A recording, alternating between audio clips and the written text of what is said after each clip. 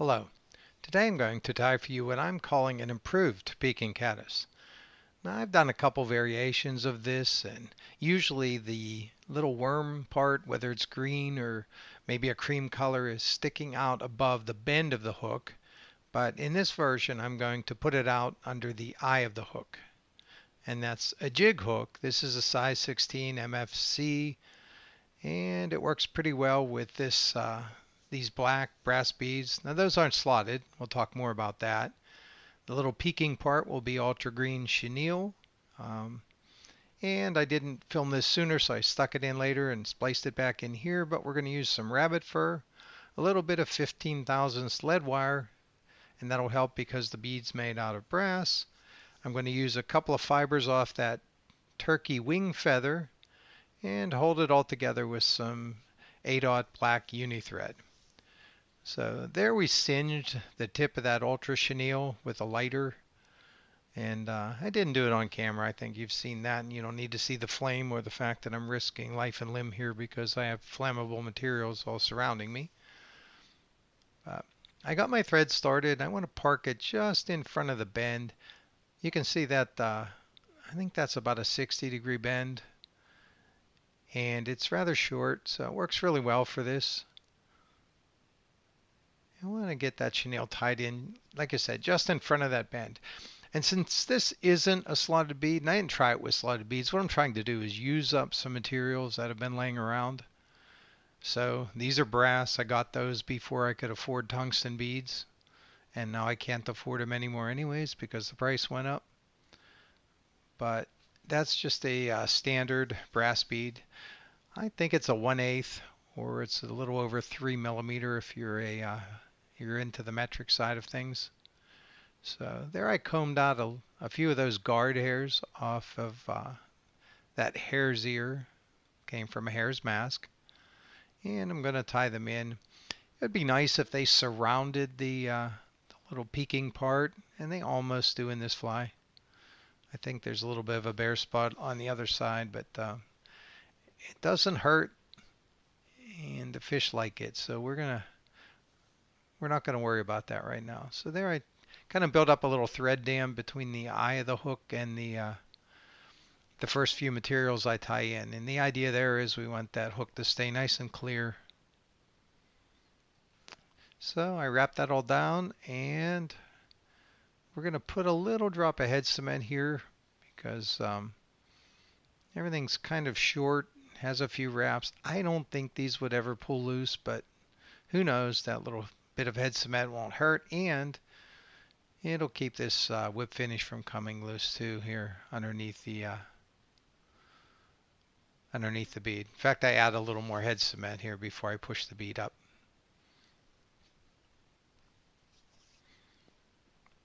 So we'll test it, make sure that I can push that up over the knot. Looks like I can. And here we're going to come in and add just another drop of that Sally Hansen's.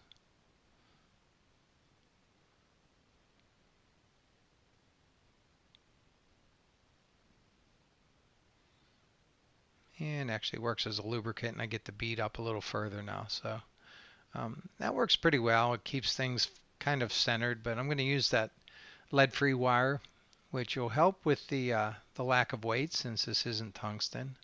So that little trick I'm doing there is I'm winding that lead-free wire in reverse, hold it with just the tip of my pliers. I was going to break that off, and then I decided it looked a little short, so I went 2 more wraps. And we also want that wire is going to help us build up that taper a little bit and fill in. I know thin is better and thin for the win and all that stuff, but that's a pretty large bead, and I didn't want that abrupt change between the body and the bead. So I'll get my thread started again behind the wire, pull the little tag back, and that's why I reverse wrapped it, because when I'm tying now it's kind of tightening things rather than trying to wrap underneath or loosen it. And breaking the end off fought me a little bit, but a couple extra wiggles and it's gone. So I'll come up over the lead wire with the thread, come back there and trim off the excess.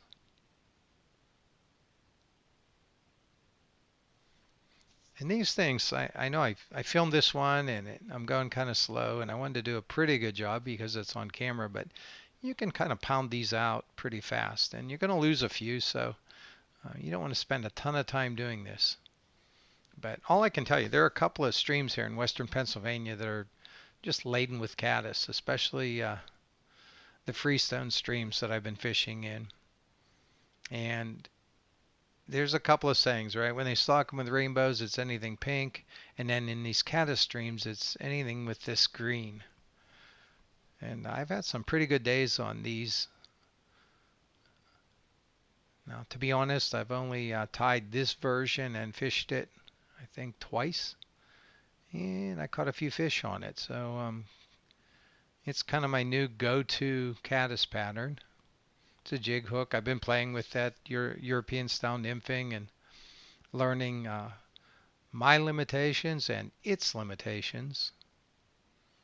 So there, we built a nice taper. I like the thickness of that body. It's not overly thick.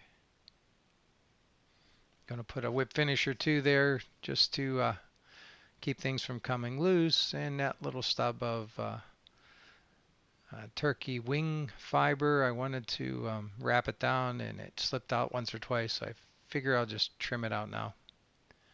So here I'm going to put a drop of head cement. I'm going to coat that entire thread body and wrap those turkey fibers into the Sally Hansen's, into the head cement. Of course, I'm going to hide that from you with the cap of the glue bottle.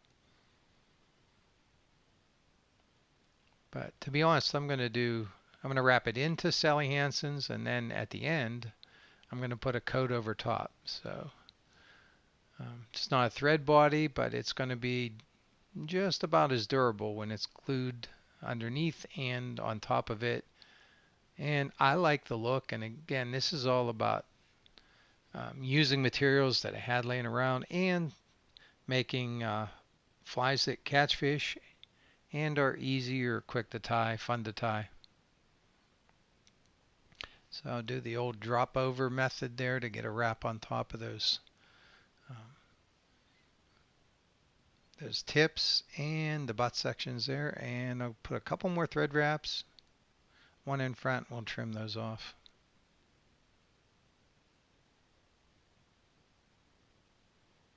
But for size, shape, and color, this approximates what I'm finding underneath the rocks in those freestone streams here.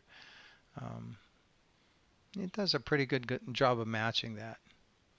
You can see that Sally Hansen's is kind of filling in the grooves, and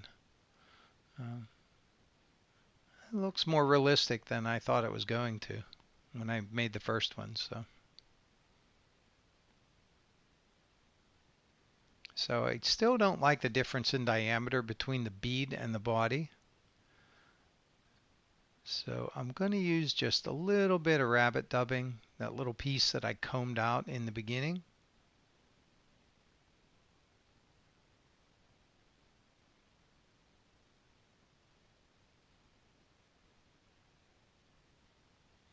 And that may loosen up, fray a bit, and look a little more realistic as well.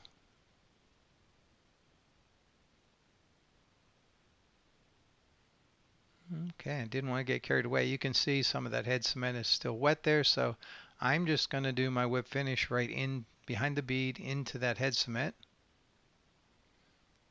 Pull it tight, trim the thread, and I'm going to call this thing done.